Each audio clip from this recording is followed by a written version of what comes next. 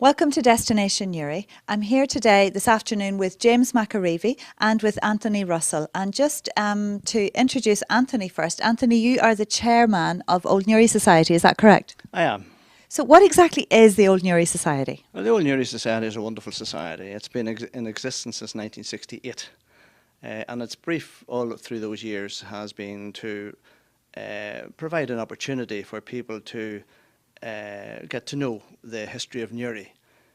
Probably in two ways. One, the story of Newry, the narrative of Newry, almost in an academic way. And the other is to commune with the characters of Newry, past and present.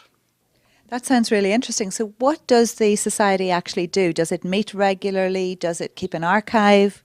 We meet about 6 times a year. We begin in September. Then we have our annual dinner in January. In the annual dinner, we try to go out to a place of historic interest. For example, we had our dinner one year in the meeting house in Bessbrook for the Quakers. We met in Bagenal's Castle. And this year was fascinating because we had our annual dinner in the Masonic Hall on the Downshire Road. So we also we have lectures, obviously. And we generally try to acquaint people with the history of the town. One of the things we're very proud of is that over the 40 years we never stopped. We're a cross-community society, and right throughout the Troubles the Old Newry Society kept going. That's a great achievement and a great legacy. And turning to you, James, you are involved with the Newry Maritime Association. Can you tell us a bit about that association? Yeah, that's correct, Seana. I am actually a research and PR officer with the Maritime Association. And basically, we are a group of people who try to preserve and indeed promote the history of Newry Canal and its environs through our activities and events. And last year, we had a flagship project, which was the erection of a monument at Victoria Locks in Fathom for 2 Newry ships and their crews that were lost during the last war, the Privet and the Walnut, in 1940 and 41 respectively.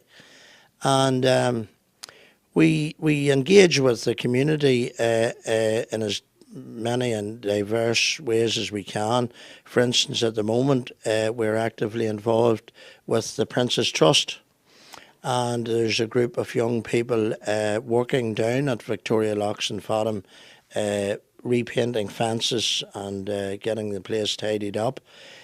We also have an ongoing partnership with Drumlane and Quayside Community Association. And one of the projects that we're involved with there is we hope to have a monument to all the port workers at the Albert Basin commissioned by next year, and that is work in progress. So that's what we're about, Seana. Just like Anthony said about Old Newry, we are an all-inclusive group. We have people from all walks of life, and basically anyone who has an interest in the port or the port story, we'd love to have them along. Thank you very much. And there are lots of events happening all the time. In fact, there's an event coming up this very Tuesday, is that right? There is. The Old Newry Society tries to be innovative. And when we have a lecture of particular significance, we like to go to a place that represents the place or the topic that we're talking about. For example, when we did the Newry Canal, we went to the Riverside Presbyterian Church, which is beside the old turning basin there. So this week on Tuesday the 19th at 8 o'clock, we are having our lecture in the Buttercrane Centre. And we're going to turn the Buttercrane, the thoroughfare, I suppose really down from Ann Summers towards Topshop, we're going to turn it into a lecture theatre. And we will be presenting the history and the characters of Ballybot. Ballybot is a place very, very close to my heart because I spent my childhood there. It was a wonderful place to spend your childhood because we lived next door to Jenny Werner's house. Jenny, of course, eloped with John Mitchell, married him. We lived not too far from where John Mitchell lived. 2 doors down was Arthur Russell's house. Arthur Russell's son was Charles Russell.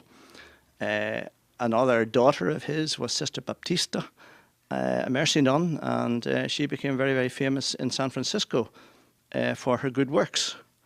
Ballybot contains tremendous characters, but of course not only those very, very famous characters, but the characters who lived on the street are just as important to us. I think, for example, of Felix Larkin and Larkin's Pub, which was a tremendous place in Ballybot.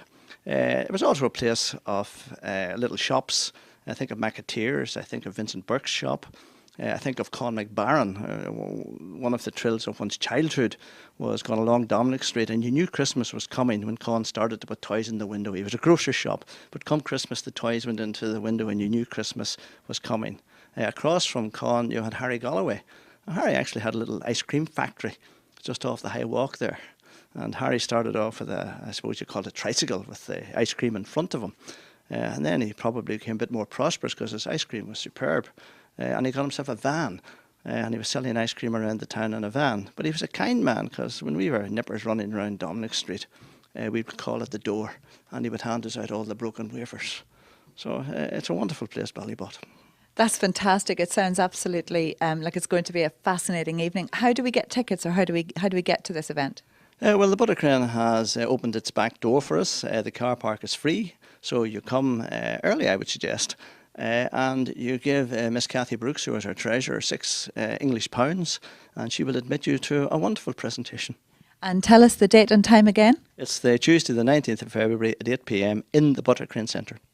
Okay, so that sounds like an absolutely brilliant event, and we will definitely be there. This is Seana Talbot for Destination Newry.